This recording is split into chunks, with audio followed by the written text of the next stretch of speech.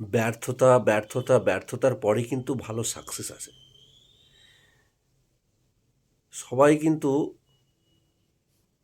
ধৈর্য ধরতে পারে না।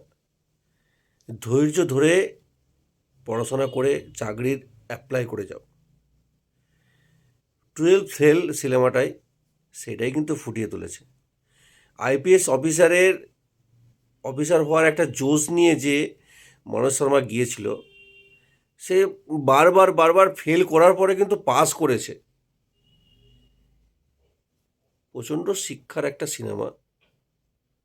পুরো সিনেমাটা লাস্ট পর্যন্ত দেখুন, আর এই ভিডিওটা লাস্ট পর্যন্ত দেখুন, অনেক কিছু দেখার আছে। सर एक सवाल और पूछना था। हाँ पूछो। सर मैं आप जैसा बनना चाहता हूँ सर।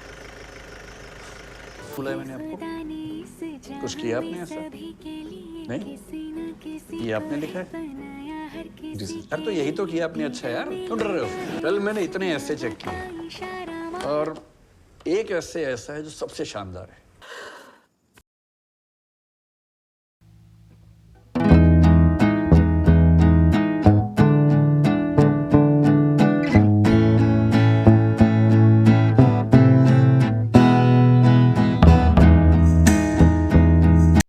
কি বলবো কিছু ভেবে পাচ্ছি না।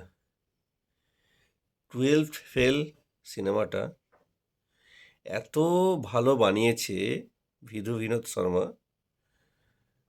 2023 সালের মধ্যে আমার কাছে সেরা সিনেমা লেগেছে এটা।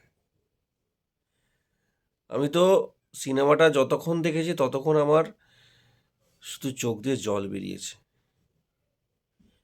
মানে কি বলবো, মানে এতটাই ভিতরে ঢুকে গিয়েছিলাম, মনে হচ্ছে যেন একটা সত্যি কিছু দেখছি আমি।